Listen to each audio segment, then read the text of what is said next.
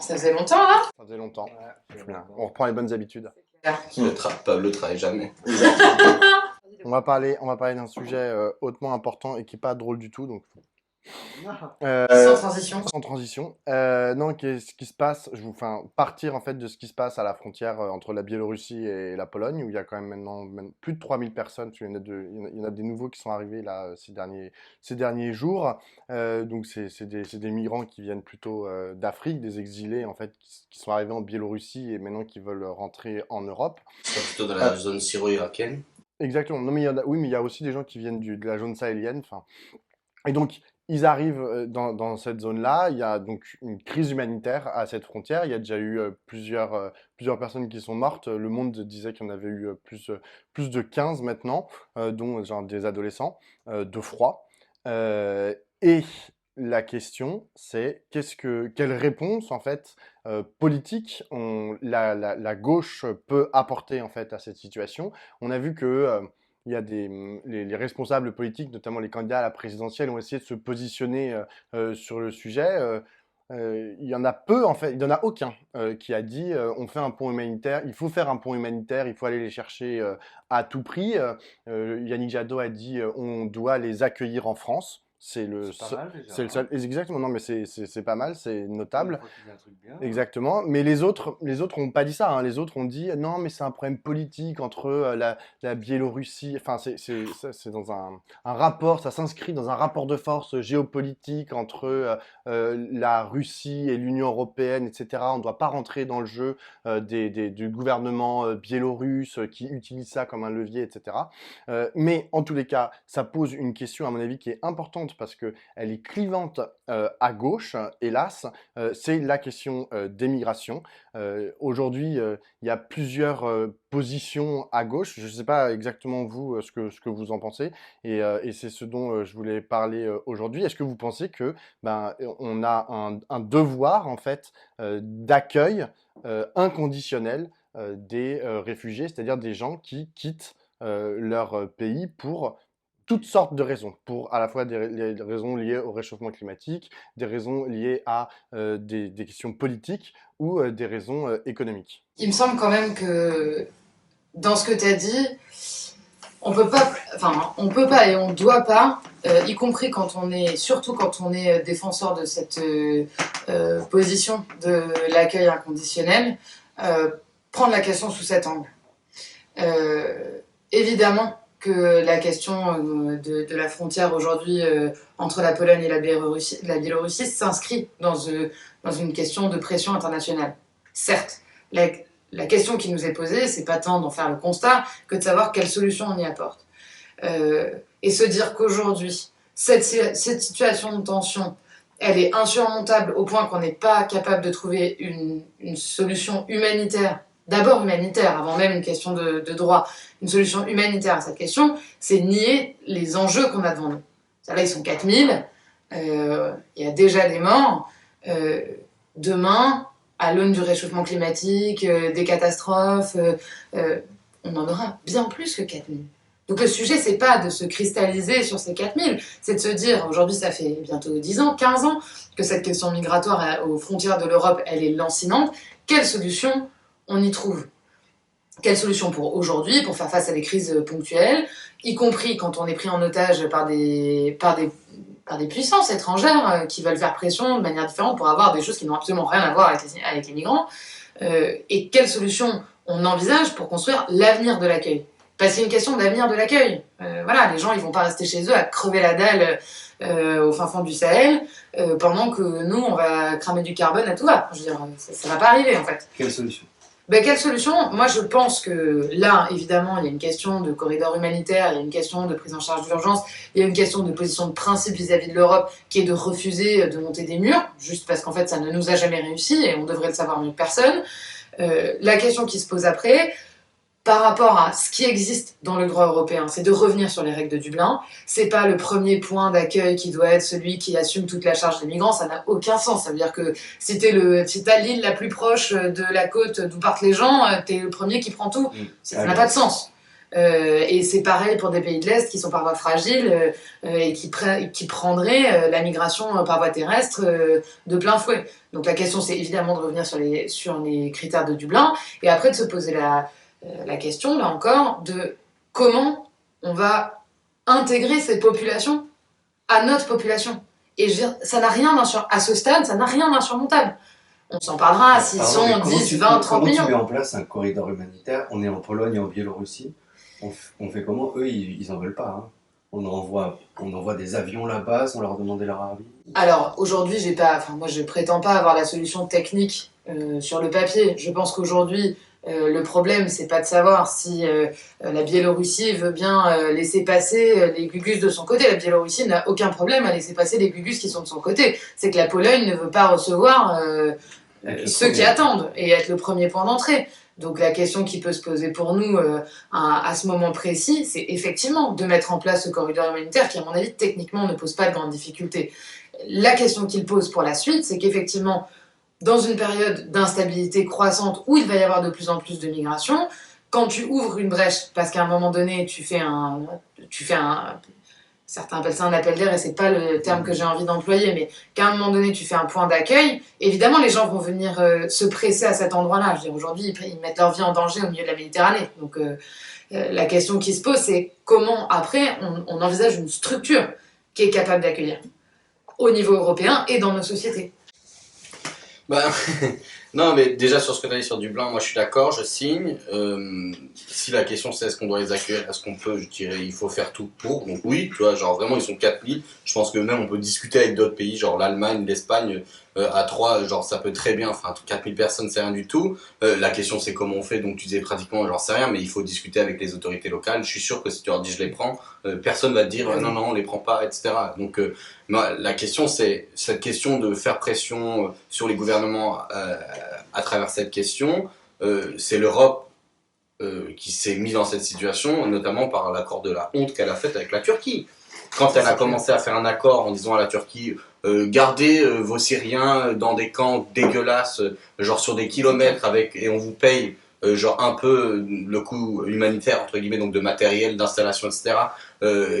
Genre comme ça on garde un contrôle des flux à l'extérieur de l'espace européen, c'est là où on a signé pour ça. Ensuite, la situation en Pologne, c'est que c'est un gouvernement d'extrême droite qui est à la tête du pays, et ce gouvernement d'extrême droite, il a une position entre guillemets cohérente par rapport à ses propres idées, et je pense qu'elle serait pas finalement si lointaine de ce que serait nos positions en France, si on était un point d'entrée, disons qui est pas l'Italie, la Grèce, etc., et avec une ligne un peu plus, enfin je veux dire, je sais même pas, j'allais dire un peu plus fermé qu'aujourd'hui, mais je suis même pas sûr que quand on voit ce qui s'est passé avec la loi d'immigration et la suite, genre on n'est pas déjà une position complètement fermée. Alors oui, on continue d'avoir quand même des agences qui permettent à des réfugiés de venir, et on fait déjà de plus en plus la distinction entre réfugiés, asile au sens d'asile, et le reste des populations. On a une politique d'immigration économique extrêmement restrictive à des milieux particuliers extrêmement qualifiés, etc.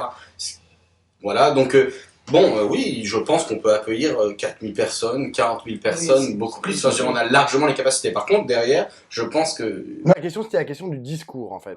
Ouais. Le discours de la gauche. C'est-à-dire que la gauche n'est même pas encore en responsabilité. Le discours de la gauche, ça doit être, enfin, à mon sens, après, on ne représente pas toute la gauche à nous deux, mais ou à nous quatre. Enfin, le discours de la gauche, à un moment donné, ça doit être de dire que ces populations, cette immigration, ça peut être une chance.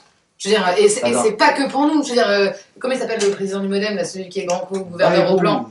Bayrou a écrit un rapport il n'y a pas plus tard que 2 mois pour expliquer que pour maintenir notre système social à flot, il y avait 2 solutions, soit on multipliait les enfants, soit on accueillait du monde. Bon, en fait, proportionnellement au nombre qu'on est sur la planète, à la manière dont on consomme, etc., on n'a qu'à accueillir les autres, en fait. Hein, ce sera quand même plus sympa. Sur le discours de la gauche, j'ai juste 3 citations à vous lire. Georges Marchais, 81, « Il faut arrêter l'immigration ». Ensuite, nous avons Manuel Valls 2016, l'Europe ne peut accueillir davantage de réfugiés. Et Mélenchon 2016, un travailleur détaché vole son pain aux travailleurs qui se trouvent sur place. C'est ça le discours de la gauche en fait. Moi je trouve que déjà c'est caricatural. C'est un peu caricatural. Le PS, la France Insoumise, aujourd'hui Roussel. Tu sais que t'es quand même vraiment de mauvaise foi parce que genre, mais si t'es de mauvaise foi. Georges Marchais, ça fait un petit moment qu'il a quitté les affaires du PC. Roussel, je pense pas que toujours sur la même ligne. Non, Roussel n'est pas sur la même ligne. Je crois pas que les positions. Le PC a probablement beaucoup de défauts. Mais je crois pas que le PC ait une position aussi fermée sur la question migratoire. Ouvrons les frontières. Ils ont une position d'accueil, pour le coup, ils sont très investis dans les actions locales et les associations locales d'accueil des migrants, de soutien aux mineurs isolés qui sont ou non scolarisés et qui sont menacés Mais là, tu d'expulsion. parles de militants, de Non, mais d'accord, mais enfin, en attendant, c'est quand même eux qui font le Parti communiste. Pour ce qui est de Manuel Valls, je crois que ça fait un petit moment qu'il a perdu l'écusson de représentant de la gauche. Bon, voilà. Et sur la dernière question, je suis désolé, mais c'est un sujet plus compliqué. Moi, je pense qu'il y a déjà le fait que genre il y a un système de dumping social organisé à l'échelle européenne, c'est un scandale, c'est un vrai problème de pression, genre sur en gros le fait que tu payes une cotisation du pays alors que tu travailles dans un autre pays, etc. Clairement, ça n'aide pas. Je pense que pour autant mettre en cause ces travailleurs qui sont du fait dans des situations précarisées n'est pas une solution, puisque genre la ligne historique en tout cas du mouvement ouvrier, elle est donnée dans le manifeste du Parti communiste qui dit les communistes se distinguent des autres partis ouvriers, notamment en mettant en avant les questions qui garantissent l'intérêt des travailleurs en dehors de la question de nationalité, donc toute nationalité comprise. Donc, ok, mais c'est pas la même question quand tu te donnes ces citations, c'est pas exactement le débat. Je pense qu'en vrai, ce qu'il faudrait ouvrir plutôt comme débat, c'est, si on veut parler du pratique, c'est quels investissements en France pour pouvoir accueillir plus, tu vois. Parce qu'en fait, on dit à chaque fois un accueil digne, mais déjà, ça veut dire quoi? Deux choses. Soit ça veut dire remettre mise en cause de la propriété privée, puisque ça veut dire qu'il faut prendre des logements vides, des logements, des bureaux d'entreprises ou des logements privés qui ne sont pas utilisés, qui sont utilisés dans des phénomènes de spéculation immobilière, etc.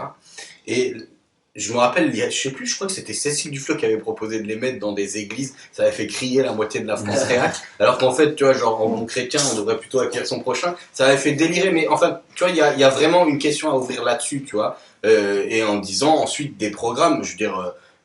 clairement, j'aime pas trop le discours sur c'est une chance, dans le sens où c'est vrai, j'ai pas de problème là-dessus, mais c'est pas une question de chance, c'est une question de quand ils en ont besoin, on répond en toute humanité qu'ils sont là, on les prend, il n'y a pas de... On peut pas laisser aux pays du Sud la seule charge en fait des migrations. Mais aujourd'hui, c'est eux qui les assument. Et il y a une question donc d'humanité, il y a une question du fait que, bon, c'est vrai, ce qui est vrai, c'est ce qui est compliqué, ce que je comprends dans le discours de Mélenchon, quand il dit il faut pas qu'ils partent, c'est que souvent les premières migrations, ça sera peut-être de moins en moins le cas avec les migrations écologiques, etc., c'est genre l'élite intellectuelle de ces pays, et c'est vraiment un saignement des cadres de ces pays, et c'est pas une bonne chose pour ces pays. C'est pas ceux-là qui posent problème quand ils arrivent, entre nous soit dit. Faut-il les accueillir? Après, dans la vague des Syriens, les premiers Syriens qu'on a eu, et en fait, tu regardes les systèmes de reconnaissance, les mecs, ils avaient des bons postes, ils sont pas forcément, ils arrivent pas forcément dans les mêmes postes sur place et tout. Ce que j'allais dire, c'est sur la question des investissements, etc., c'est aussi, clairement, on est dans une situation de déclin démographique, donc ce discours de c'est une chance, il est vrai en ce sens de on a un problème de démographie, on a besoin de nouvelles populations et d'apports, mais je pense qu'il y a aussi une question de quels moyens on donne pour, tu disais les intégraux, je sais plus le terme que tu as utilisé, mais genre l'Allemagne qui a clairement compris son problème de déclin démographique, etc., elle a des programmes de formation professionnelle, de promotion linguistique qui sont genre de l'ordre enfin, je sais pas combien de temps d'avance par rapport à notre pays qui est vraiment extrêmement rétrograde sur ça. Tu vois. Mais moi, ma question, en fait, elle se posait aussi d'un point de vue stratégique. Parce que pour avoir beaucoup discuté de ces sujets-là avec à la fois des cadres du Parti Socialiste, d'Europe Écologie Les Verts ou de la France Insoumise, en fait, systématiquement, quand j'ai dit que je ne comprenais pas en fait le flou qu'il y avait dans leur discours sur la question des migrations, ils me répondaient, et franchement, et je vais pas citer de nom, tu vois, je vais pas citer de nom, mais ils me le disaient systématiquement, ils me disaient, ah oui, mais tu comprends, on peut pas dire qu'on va accueillir les migrants de façon inconditionnelle et assurer la liberté de circulation, voire d'installation, alors qu'ils le pensent, parce que sinon, on va faire 2%. Et c'était leur obsession, en fait, d'imaginer, en fait, que la France n'était pas prête à écouter, à entendre un discours qui, pourtant, ils portaient, et comme tu dis, je pense que ça doit être quelque part dans leur programme, c'est quelque part dans le manifeste du Parti communiste, etc. En revanche, ils ne le disent pas. Et ils ne le portent pas. C'est-à-dire qu'aujourd'hui, la gauche, moi je trouve sur le sujet, alors même que ça devrait être vraiment un marqueur du clivage gauche-droite hyper naturel et hyper fort, on n'arrive même plus à tenir ce discours-là. Bah, c'est là où moi je suis pas tout à fait d'accord avec toi. Je suis d'accord avec toi sur le fait que c'est pas porté comme premier fer de lance, et encore, parce que je veux dire, au-delà des grands représentants de partis, etc., les partis et la politique, elle se fait aussi dans des villes, dans des villages, Oui, dans non, des c'est ça. associations, etc. Par les Et militants. pour le coup, les militants sont ultra investis sur ces questions-là. Je veux dire, et là, pour le coup, dans toute la gauche, je veux dire, les militants sont fortement Ouais, c'est bien, investis. mais il y a une présidentielle qui arrive quand même. Non, mais d'accord, mais je veux dire, ça veut dire quand même que on peut reprocher plein de choses aux prises de parole publiques, mais ça veut dire que les partis de gauche, pour le coup, tous, portent en leur sein profondément, et dans le travail que font les militants, une position qui est celle de l'accueil inconditionnel. Et on serait bien emmerdé si on devait donner à tous les militants de gauche qui portent ces questions-là un micro, parce que je pense que les prises de position seraient très fermes sur cette question. Après, on va pas se mentir non plus, oui, tout le monde est emmerdé aujourd'hui pour parler d'immigration, parce que quand tu parles d'immigration, 3 minutes après, sur un débat de télé, t'es bouffé par Zemmour et l'islam. Bon, et le grand remplacement, et on va tous mourir, et c'est la fin de notre civilisation. Et donc, ce que t'es en train de dire, C'est qu'on n'arrive pas, en fait, à tenir nos positions. Et ce que j'allais dire, c'est qu'en fait, c'est pas porté comme ligne de fracture, parce qu'en fait, les autres nous l'attribuent déjà comme ligne de fracture. Je veux dire, si tu demandes à n'importe qui à droite ce que pense la gauche sur cette question-là, tout le monde va te dire qu'on est pour l'ouverture grand ouvert des frontières et que, de toute manière, on n'est pas des gens raisonnables parce qu'on raconte n'importe quoi et qu'on va accueillir toute la misère du monde. Donc, c'est vrai que ça devient... Je veux dire, à chaque fois que tu entres dans ce débat-là, tu ne passes que ton temps à justifier ta position et à dire pourquoi tu vas mettre une limite là, pourquoi là tu vas mettre en place des programmes d'insertion, pourquoi là machin, et que ça va pas menacer ceci. Donc on se fait damer le pion par la droite. Oui, moi je pense que sur cette question on se fait damer le pion par la droite, oui. Bon, déjà, moi, je suis pas complètement sûr qu'on le dise pas totalement. Moi, je trouve que Mélenchon, dernièrement, en tout cas, genre, quand on lui dit, il dit, on n'a pas d'autre choix que quand ils sont là, accueillir. Ce qui me semble être quand ils sont là, accueillir, est une position qui me semble, à la limite, au moins raisonnable, tu vois. Qu'il n'y a pas tout le monde qui dit ça, en tout cas dans la gauche, historiquement, et notamment par socialiste. On avait un gouvernement qui nous disait j'ai plus viré que Sarkozy et j'en suis fier. Et c'est pas que Manuel Valls, il y avait tous les autres qui étaient au gouvernement, et je rappelle que genre, on est collectivement responsable de l'action du gouvernement quand on est au gouvernement, qu'on soit ministre ou pas. Mais c'est intéressant, tout à l'heure, tu as dit et tu as noté le fait que la France, effectivement, n'était pas genre un pays, le premier pays d'entrée En fait, je pense dans que ça l'Union nous arrange européenne. beaucoup. Oui, exactement. Facile. Donc, d'une part, ça. Deuxième part, effectivement, dans le discours médiatique, je sais pas si ça vaut la peine d'aller lancer des débats là-dessus, puisque de toute manière, c'est pas seulement Zemmour, c'est la moitié des journalistes, quand tu arrives sur un plateau et que t'es de gauche et que tu dis un truc, oui, mais après ça veut dire, et on prend tout le monde, et s'il y a des terroristes, ils nous posent des questions que personne ne se pose normalement, jusqu'à ce que tout le monde se les pose et que n'importe quoi soit dit en permanence, et donc ça n'a pas intérêt. Moi, tant qu'on a une position qui est à minima la question de quand ils sont là, on les accueille et dignement, déjà, je cite. Deuxièmement, la question, ensuite, peut-être, et je peux pas répondre pour la question des responsables politiques, mais en tout cas, ma position personnelle, c'est, ça veut dire quoi, liberté de circulation? Moi, ce que j'observe, et ce qui m'énerve, et ce qui me crispe dans le débat, c'est que c'est devenu un totem,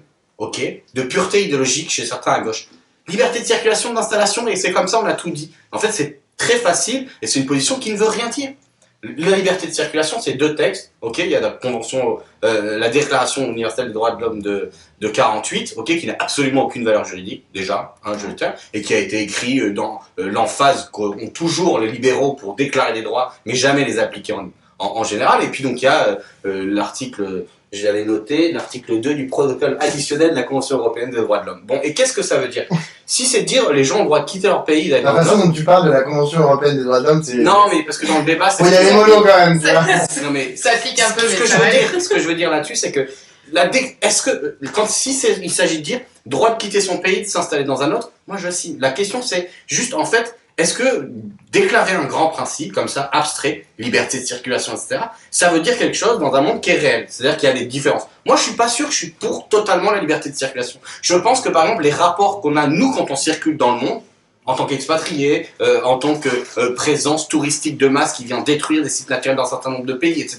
Et ben c'est peut-être quelque chose qu'il va falloir, pour des questions écologiques, par exemple, réguler. Donc la liberté de circulation, je pense qu'elle doit être contextuelle. Le problème de cette déclaration des droits en général et du droit égal, c'est que dans un monde inégal, avec des rapports sociaux différents, et ben le droit égal, c'est le droit de l'inégalité. Ça, c'est pas une citation de moi, hein, c'est une proposition de Marx dans la critique du programme de Gotha. Et je pense vraiment qu'il faut réfléchir à qu'est-ce que ça veut dire. Je pense que le rapport de circulation de notre... Enfin, moi, j'ai beaucoup voyagé, par exemple, en Asie, etc.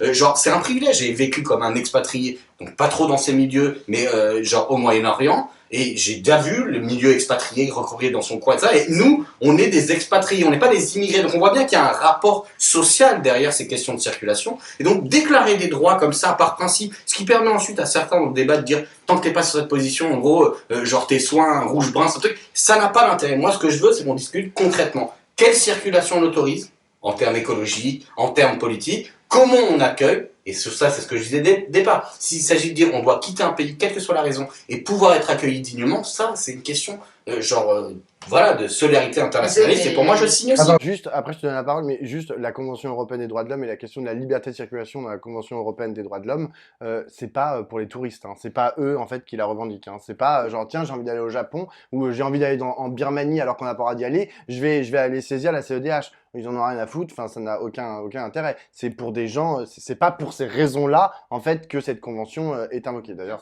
c'est européenne, donc Birmanie, ça n'a pas de sens. Mais bien sûr, c'est pour ça que l'autre con, il veut en sortir. Non, mais je dis pas le contraire. Je dis juste que toujours dans les principes, lorsqu'il y a une déclaration de droit, notamment quand c'est les droits de l'homme et les grandes déclarations des libéraux qui sont les mêmes au pouvoir ensuite, qui sont tellement pour la liberté de circulation que genre ils virent les gens en charter. Non mais attends, nous aussi, pardon, mais pour moi il y a vraiment, enfin là t'as pris plein de trucs, tu les as mis dans un shaker, t'as secoué très fort et on voit ce que ça donne, tu vois. Mais la liberté de circulation, c'est le fait de te permettre quoi qu'il arrive de pouvoir quitter ton pays. Je veux dire, c'est quand même pas négligeable. Mais ça, je l'ai dit dès le départ, que si ça veut dire j'ai le droit de quitter mon pays, de m'installer dans un autre, je signe. La liberté de circulation dans la CEDH, comme dans la Déclaration des droits de l'homme pour nous, elle est le droit à tout moment de pouvoir quitter ton pays. Bah, pas exactement. Déjà, il y a plein de limites. En cas de problème de la sûreté nationale, de la protection du droit ou de la morale, on ne sait pas trop ce que ça veut dire. En cas de limite sur la propriété, par exemple, ça c'est vraiment mort. Hein. On ne va pas vous permettre de circuler dans n'importe quelle propriété. De quitter ton pays, c'est pas... Non, mais ça c'est là, c'est le 1, le numéro 1. Okay, ensuite, il y a 3 sous-titres à cet article. Le fond du sujet, c'est de te permettre de quitter ton pays. Après, tu soulevais plein d'autres aspects sur la question du tourisme, des moyens de transport, etc. Moi, je suis, alors pour le coup, sur une ligne beaucoup plus dure que celle que défend Jade aujourd'hui, mais moi, je pense que... Bah si, je t'assure. Je pense qu'à terme, on arrivera à des modèles de régulation de ta capacité à employer un certain nombre de moyens de transport, de polluer, de voyager, etc., qui seront beaucoup plus drastiques que tout ce qu'on envisage aujourd'hui, parce qu'en fait, on n'aura pas les moyens de faire autrement. Donc, je sais pas. Mais ça, pour moi, profondément, ça n'a rien à voir avec la liberté de circulation. Parce que le problème, c'est pas de savoir si t'as le droit de prendre l'avion pour aller de l'autre côté de la planète, c'est de savoir si t'as le droit de quitter le pays dont tu es ressortissant. Et donc, moi, je suis pas d'accord. En fait, et en plus, la plupart du temps, ils partent à pied. La différence entre expatriés et immigrés, par ailleurs, pour moi, profondément, elle est sur ce que tu envisages de faire dans le pays. Mais tu vis dans quel monde? Tu vis dans un monde où tu crois que les gens qui déclarent les droits de l'homme, c'est des gens qui pensent vraiment aux droits de l'homme. Moi, je te dis que... Je dis surtout dans un monde où les gens qui déclarent les droits de l'homme sont morts depuis un petit moment. En tout cas, genre, ceux qui l'écrivent en 48, il y en a qui sont certainement vivants, et d'autres pas. Ce que je veux dire, c'est que, genre... ceux qui s'inscrivent dans ce courant politique, à savoir genre les libéraux, et ce que je veux dire, c'est deux choses, c'est que, je l'ai déjà dit dès le départ, s'il s'agit de quitter son pays et de s'installer ailleurs, je signe, c'est pas mon problème. Je dis juste que la question de la liberté de circulation des individus, elle se pose dans un contexte qui est aussi la liberté de circulation des capitaux et des rapports économiques organisés à l'échelle. Et c'est pas parce que, par question d'humanité qu'on a dit, on a fait ça pour accueillir les gens, c'est pas comme ça que ça se passe. C'est les besoins de l'organisation économique du travail. Que sur la liberté de circulation. D'accord, mais sauf que je te dis qu'elles arrivent conjointement, et elles arrivent conjointement parce que le développement de la production de droits et de pensée de la mobilité humaine, elle vient pas comme ça, elle vient pas parce qu'on déclare des droits et ça arrive. Mais bien sûr que si. Pourquoi on a besoin de la liberté de circulation des individus à la base? C'est parce qu'on a besoin de l'organisation d'une économie au niveau international avec des mobilités de personnes, genre pour pouvoir assurer ce travail-là. Ok? Et je dis juste que ce qui est intéressant, c'est que justement, tu dis ensuite. À la fin des phrases, c'est juste. Est-ce que moi j'ai une question en fait, c'est super chiant, on peut pas intervenir 5 minutes avant un raisonnement intéressant, tu vois. Qu'est-ce que je veux dire? Ce que je veux dire, c'est que voilà, tu vois, j'ai perdu mon truc. Tu disais que c'était concomitant et que la liberté de circulation des personnes était intervenue pour permettre la liberté de circulation du travail. Merci, mais ce que je veux dire, c'est que justement, quand tu dis ensuite, sur les transports, on aura des limitations parce qu'on pourra peut-être faire autrement, etc. C'est là où je crois qu'on verra l'hypocrisie réelle de ces déclarations qui, dans les faits, on a du mal à les faire assumer. C'est qu'en vérité, quand on va se confronter à des intérêts économiques, des intérêts privés, des questions de propriété, des questions de marché et de commerce, et de marge, vraiment de sommes financières qui sont dégagées par le tourisme de masse, etc., on verra bien les résistances et on verra bien que là, la liberté de circulation, elle sera surtout là pour justifier ces mouvements économiques et des personnes et absolument pas la défense des personnes qui quittent leur pays. Donc moi, ce qui m'intéresse, c'est de dire comment on met en place un discours qui dit pas liberté de circulation par totem, mais qui dit on accueille les gens parce que nécessairement c'est ce qu'on doit faire en tant qu'être humain, que c'est une question de solidarité et c'est là où on peut reconfigurer le discours de gauche en disant la valeur de solidarité. L'internationalisme c'est facile quand c'est juste des discours de on soutient les autres à l'extérieur. Maintenant la question c'est comment on l'assume et là où je te rejoins Pablo et je finirai là-dessus, c'est que effectivement la crispation existe dans le discours aujourd'hui parce que stratégiquement il y a des gens qui sont flippés et qu'on a toujours peur de défendre des trucs voilà, mais c'était pour répondre plus à la question. Et après, juste quelque chose, c'est que moi, je pense pas qu'on puisse accuser en fait les rédacteurs de la Déclaration européenne des droits de l'homme de 48 d'être uniquement des libéraux, tu vois. Enfin. Déclaration universelle des droits de l'homme. Non, pardon. Je te parle de la Déclaration européenne. Qui sont quand même pas des grands. Non, mais bon, René Cassin et Hernan, je sais pas, je me souviens plus. Il y a le Chilien là. Enfin, c'est René Cassin. Je pense pas qu'on puisse l'accuser en fait d'être le plus grand des libérales. Enfin, je veux dire, il a eu le prix Nobel de la paix. Enfin, je veux dire, c'est pas une question de critique. C'est des gens peut-être très très bien. Je dis juste que ce sont pas des libéraux. Non, mais la démarche n'est pas une démarche nécessairement libérale. La déclaration de droit n'exprime absolument aucune. Déjà, c'est un début. Enfin, je veux dire, si t'as pas le droit, après, on peut, tu vois. Donc moi, j'entends. C'est un droit mais dans ces cas-là, en plus. Donc en 48. Donc ce que je dis juste, c'est que c'est facile de se refaire à ces textes. Moi, ça ne m'intéresse pas de dire les textes disent ça. Je dis qu'est-ce qu'on fait aujourd'hui. Et voilà, c'est tout. Par ailleurs, aucun d'entre nous ne s'était référé à ces textes, mais pourquoi pas avoir un débat sur ces textes. Ceci étant. C'est ça la question de la liberté de circulation. C'est tout le monde. Non, on n'est pas obligé de se référer effectivement. C'est aussi une philosophie en fait. Mais parce que la liberté de circulation, encore une fois, elle se pose d'abord sur la capacité à quitter ton pays. Le problème qui nous est posé aujourd'hui, il est d'abord celui de ta capacité, en tout cas de notre point de vue, il est d'abord celui de ta capacité à accueillir. Après, on a le deuxième effet qui se coule quand on est vraiment réac et vraiment de droite, voire franchement facho, et qu'on se dit comment on empêche les gens de partir du pays dont ils sont issus. Et pas, je veux dire, je pense qu'il faut inciter évidemment les gens à rester dans leur pays, non pas parce que c'est ma passion ou parce qu'ils m'emmerderaient, mais parce qu'il y a des choses à monter dans ces pays, il y a des choses à transformer, il y a une société à porter, il y a une société à faire avancer, etc. Et que en fait, c'est quand même pas tout à fait la même chose quand on le fait en envoyant de l'argent depuis des pays occidentaux. Mais Marie a raison, je pense, de rappeler en fait l'importance du concept en fait d'État-nation lorsqu'on parle de liberté de circulation et ou d'installation, tu vois, parce que en vérité, il y a un endroit, il y a des périmètres en fait dans lesquels la liberté de circulation et la liberté d'installation est totale, sauf peut-être en période de Covid, c'est l'intérieur en fait des frontières d'un État-nation. Personne ne va aller t'emmerder si t'es Lillois et que tu vas être installé à Marseille. Il y a absolument aucun problème. Tu peux y aller comme tu veux. Enfin, si t'as les moyens, tu peux prendre le train ou la voiture. Si t'as pas les moyens, tu peux y aller à pied. Tu vois. Exactement. Si t'as la bonne nationalité, oui, t'as pas de papier, je suis d'accord. C'est vrai. Tu risques de te faire contrôler. C'est vrai. T'as tout à fait raison. Mais je veux dire, quoi. Comment? Pas plus à Paris qu'à Tours. Oui, voilà, c'est ça. Si tu prends juste le métro ou si tu traverses la France, t'as peut-être autant de chances de te faire contrôler. Mais en tout cas, là, on a pensé la liberté de circulation et d'installation sans vraiment de limite dans le cadre des installations. Après, on l'a fait au niveau de l'Union européenne, tu vois. On a dit, si vous êtes parisien et que vous allez vous installer à Berlin ou je sais pas quoi, bah, vous avez le droit. Pourquoi est-ce que on limite ça en fait à juste un espace qu'on a imaginé comme étant homogène socialement ou parce que c'est un espace c'est créé sur quoi? C'est ce que j'ai dit tout à l'heure. L'Union européenne c'est quoi? C'est un marché.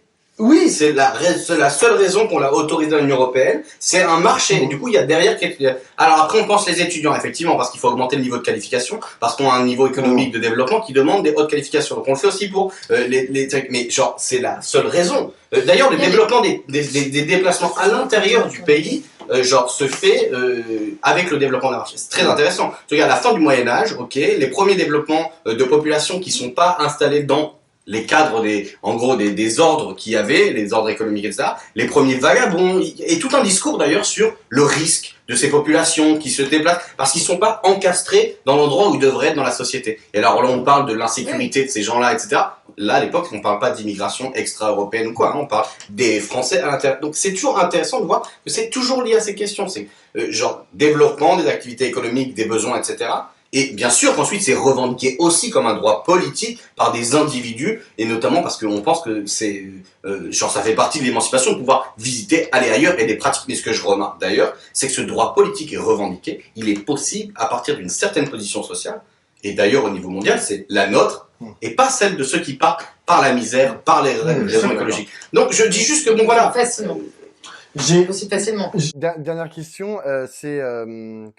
est-ce que vous pensez, quand vous voyez aujourd'hui le poids en fait qu'a la droite dans les intentions de vote, genre, et quand je dis la droite, je mets l'extrême droite dedans, tu vois, et ce qu'elle porte en fait comme proposition politique sur ces sujets-là, sur les sujets de migration, est-ce que vous vous dites qu'on est complètement à l'ouest, genre que la gauche, que là tout ce qu'on est en train de se dire, genre on est... Je te laisserai après, mais pour moi... Merci. Non, mais pardon, mais ça me faisait réagir de suite. Je crois que le sujet du fait que la droite soit haut dans les sondages, c'est pas parce qu'on porte un discours sur la question de l'immigration.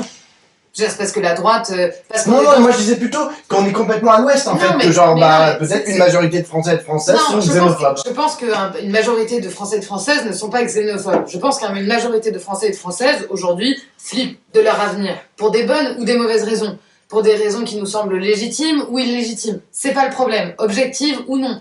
Mais qu'en tout cas, tout un tas de Français, pour plein de raisons différentes, depuis la menace de leur emploi, l'ubérisation, en passant par la crise climatique pour leurs enfants, en fait, hein, parce que bon, je veux dire ici, on a tous presque moins de 30 ans, on peut se demander quand même comment vont vivre nos enfants d'ici la fin du siècle. Donc tout ça, ça fait flipper les gens. Ça fait flipper les gens parce que leurs statuts sont moins stables, parce qu'ils sont pas sûrs de ce qu'ils foutent dans leurs assiettes quand ils vont faire leurs courses, parce qu'ils ont compris que en fait parfois ça pouvait être merdique, etc., etc. Donc les gens flippent et en face t'as un discours conservateur qui te dit si vous voulez flipper, vous savez quoi, vous allez flipper pour un truc exogène, un truc sur lequel on a potentiellement du pouvoir, parce que pour de vrai, on a du pouvoir sur les questions migratoires. Je veux dire, à un moment donné, effectivement, si on met un mur, si on met des soldats, si on tire, on a du pouvoir sur les questions migratoires. Donc on va vous faire vous flipper, très bien, pas de problème, on va surfer là-dessus, mais on va surfer sur un truc sur lequel on a du pouvoir. On va pas surfer sur des trucs sur lesquels, vous comprenez, quand on va vous expliquer comment on va changer, ça va pas être simple. Parce que pour changer ce qu'il y a dans votre assiette, en fait, il va falloir changer la manière dont on consomme, dont on travaille, dont on machin. Pour transformer l'avenir de vos enfants, en fait, il va falloir vraiment transformer votre mode de vie. Et ça va être relou, en vrai. Hein. Je veux dire, même bien compensé socialement, même avec une transformation, potentiellement un bien-être supérieur pour tout un tas de gens, en fait, la transition, ça va être relou. On va changer tout ce que tu connais. Bon, voilà, c'est relou. Bon, là, on leur dit... quitte à avoir peur, on va prendre en main des trucs qu'on maîtrise. Et sur le reste, surtout, on va rien changer. Puis si on mange le mur, c'est pas grave, vous aurez mangé le mur, mais sereinement.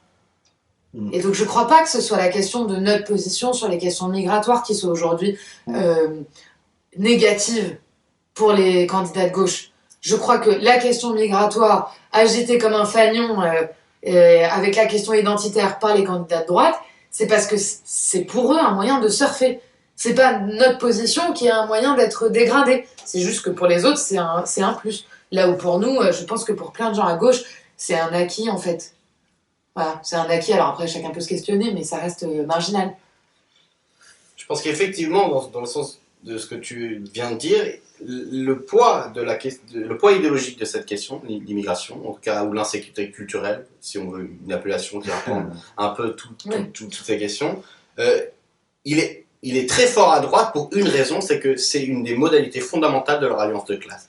Ce qui est intéressant quand tu regardes les électorats de droite et tout, ou par exemple celui de Marine Le Pen, c'est que tu as des catégories sociales très différentes. Par exemple, un électorat historique de l'extrême droite qui est le petit artisanat, la petite bourgeoisie commerçante, etc., qui, elle, a, par exemple sur les positions de travail, des positions assez libérales, en mode on est des petits artisans, petits indépendants, ne nous faites pas chier à réguler le travail, et de l'autre côté, des ouvriers qui sont plutôt en demande de protection contre le grand capital, des grandes boîtes étrangères, etc.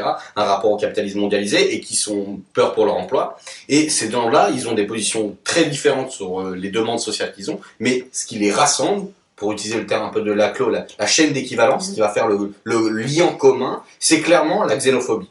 Donc c'est là où c'est pour ça que c'est important. Ce qui est intéressant aussi de voir, c'est que moi je m'étais intéressé à regarder les gens. Il y a des questions de contrôle dans les enquêtes et tout. Et il y a par exemple, pensez-vous qu'il y a trop d'immigrés en France? Et si tu regardes en 2017, dans l'électorat de Hamon comme Mélenchon, t'as autour d'un tiers qui répondent oui. Alors tu pourrais dire quoi? Mais ça veut dire que même nos électorats, c'est les fachos, etc.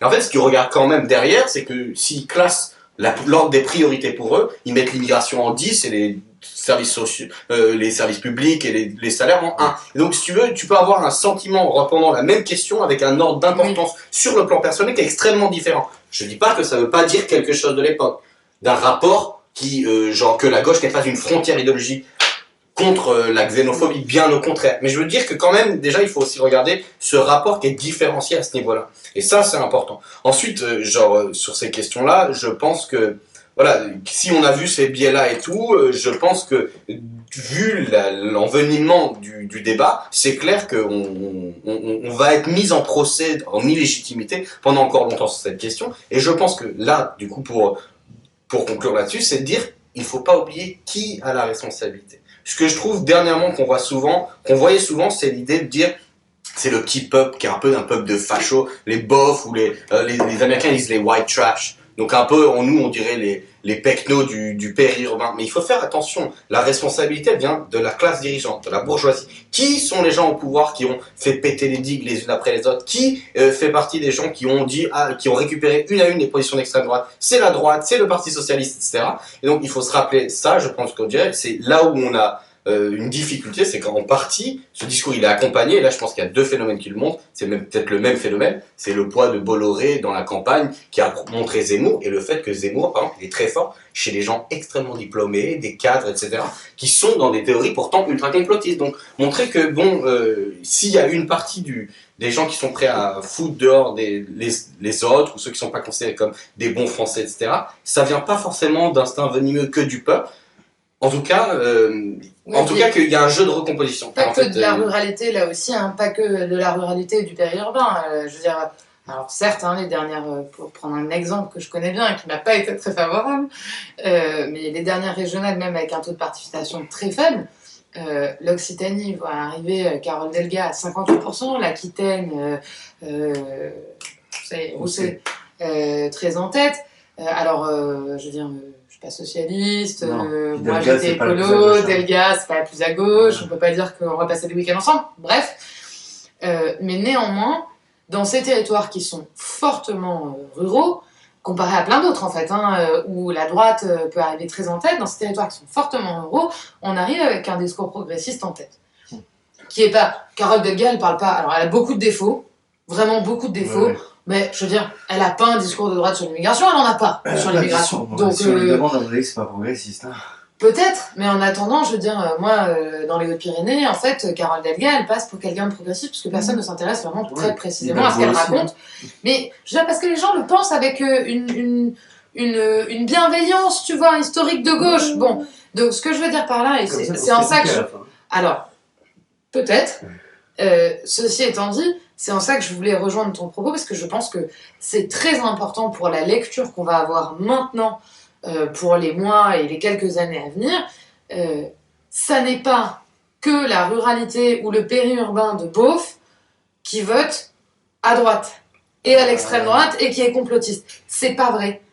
C'est pas vrai, et je veux dire, ça nous questionne aussi, nous tous, et a fortiori, nous qui sommes là, même si on est engagés à gauche, etc., sur le fait que peut-être dans nos connaissances les plus proches, nos cercles les plus proches, finalement, il y a globalement des gens plutôt de gauche comme nous, voire des gens très engagés, mais que dans nos deuxièmes cercles, et y compris dans nos deuxièmes cercles très conscients, enfin très diplômés, etc., il y a aujourd'hui des gens qui soutiennent ces discours de droite, voire d'extrême droite. Bien sûr. Et qu'à un moment donné, c'est ces gens-là qui portent ce discours à haut niveau, et que ça doit quand même poser une question sur la manière dont on va adresser le discours. Et qu'on peut pas continuer à se dire infiniment que c'est que des connards qui ont rien compris qui votent à droite. Pablo, Je le mot de la fin. ajouter, ouais, une dernière truc sur cette question de lien entre bourgeoisie, classe populaire, question de la fracture identitaire, en tout cas de la xénophobie, c'est de rappeler que en gros, ce qui se passe, c'est quoi? C'est le fait que l'extrême droite, on le sait, c'est pas un projet révolutionnaire qui va au sens de transformer les structures de production, les questions de rapports sociaux en termes d'inégalité sociale et compagnie. Le problème, c'est que, enfin, il y a pourtant des classes populaires de droite, et la droite a besoin aussi d'un bloc social pour accéder au pouvoir. Elle peut pas gagner seulement, ou en tout cas, elle peut le faire, mais de façon, par exemple, Macron, on peut dire que c'est quand même très recentré autour d'un bloc socialement très homogène, avec un apport populaire. Mais je parle de la droite, historiquement, elle avait des catégories. Je pense qu'en fait, l'extrême droite s'est montée aussi sur cette idée qu'en gros, de recomposer le champ sur la question raciale. En gros, c'est de dire les ouvriers blancs, pas que les ouvriers, mais une partie des classes populaires blanches, vous n'avez plus, vous n'avez plus voix au chapitre. Voix au chapitre, mais on va vous autoriser, parce que vous êtes blanc, à être avant les immigrés qui sont déjà dans des conditions de populaires au sens du travail concret, difficile, répétitif, la condition ouvrière historique, quoi. Et donc en gros, c'est juste que cet appel à la xénophobie, c'est aussi un moyen de réintégrer une fraction blanche, très masculine aussi, c'est très marqué de façon masculine. C'est moins le cas en France, mais au niveau européen, on a quand même encore un gender gap qui est vraiment ouf. Et de montrer que pour compenser l'absence de discours social de l'extrême droite, contrairement à ce qu'on raconte toujours, ils sont de gauche et ça, on réinstaure une fracture raciale. Et je pense que c'est là où ça se joue ces questions-là. Alors là, je partage complètement ton analyse. Bon bah on va s'arrêter là-dessus et j'espère que ça va être genre l'occasion de, enfin présidentielle et après l'occasion de mener d'autres combats sur le sujet. Oui, et en même temps, je trouve que c'est, pour le coup, bon, même si c'est moins rigolo parce qu'on se frite moins que sur d'autres débats, je pense que ça dit quand même, pour le coup, la communauté de fond qu'on partage sur ces sujets-là.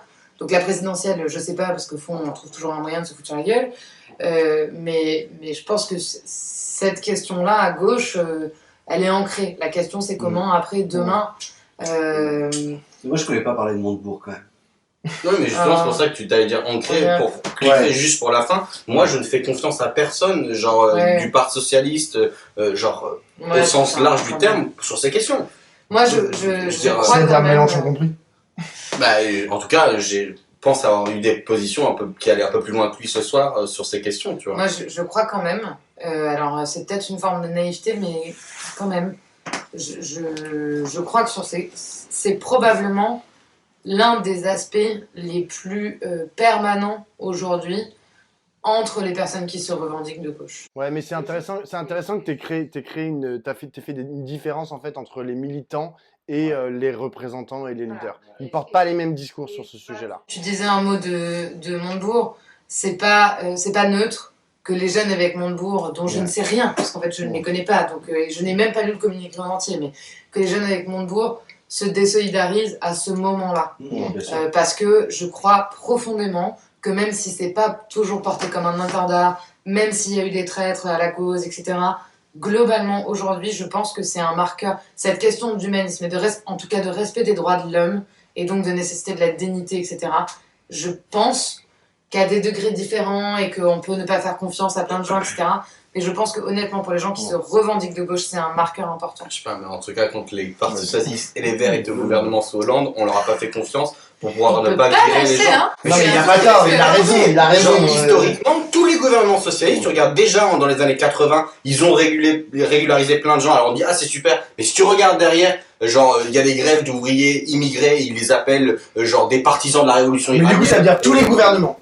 En fait, là tu parles de tous les gouvernements de la 5ème République. Écoutez, je vous conseille un livre très très sympa qui s'appelle... Mais il y a un vrai sujet. Mais non, mais donc c'est peut-être plus lié en fait au pouvoir que au socialisme. Au Parti Socialiste. Non mais si, mais moi je pense, pardon, mais je suis complètement d'accord avec toi. Pardon, désolé, mais pour le coup, je pense, mais je suis d'accord avec toi. Il faut trouver les moyens en fait de mettre en fait en corrélation les déclarations de principe et ensuite l'effectivité des droits, l'exercice du pouvoir. Et le Parti Socialiste n'a jamais réussi à le faire, ça on est bien d'accord. Parce que je pense que quand t'es au pouvoir, et pour plein de raisons, et je ne justifie pas, les choix qui ont été faits. Néanmoins, quand t'es au pouvoir et que tu gères des crises, etc., et que dans une crise, parce que t'as une grève de je sais pas qui avec 80 ou 30%, même 40% de personnes en situation irrégulière, en situation de migration, en situation précaire, en fait, si tu veux mettre la crise sous un couvercle, bah, tu comptes tes leviers, puis parmi les leviers, il y a celui-là. Donc comment on fait pour que demain, dans les positions de pouvoir, ce levier soit le moins possible utilisé? En fait, c'est pas une question de corpus, parce que pour le coup, le corpus, à gauche, même au Parti Socialiste, il est commun sur ce sujet, mais il y a une question de comment est-ce que après, en fait, tu exerces le pouvoir. Et le Parti Socialiste ne sait pas exercer le pouvoir. En fait, c'est ça la conclusion. Moi, ma conclusion, c'est si vous voulez une question, un bouquin, une référence sur cette question-là. Ça. Non, vers ta connerie. C'est Sadri Chiari, La contre-révolution coloniale en France, de Gaulle à Nicolas Sarkozy. Et c'est un très beau texte qui analyse depuis De Gaulle les discours qui sont tenus par les gouvernements et les gouvernants, au sens large du terme, depuis De Gaulle à Nicolas Sarkozy, la contre-révolution coloniale de Sadri Chiari, et vous verrez qu'on peut jouer sur place, socialiste, de droite ou pas. C'est toujours la même chose. C'est un bon mot de la fin, parce que comme on l'a pas lu, on rebondira pas. On lira.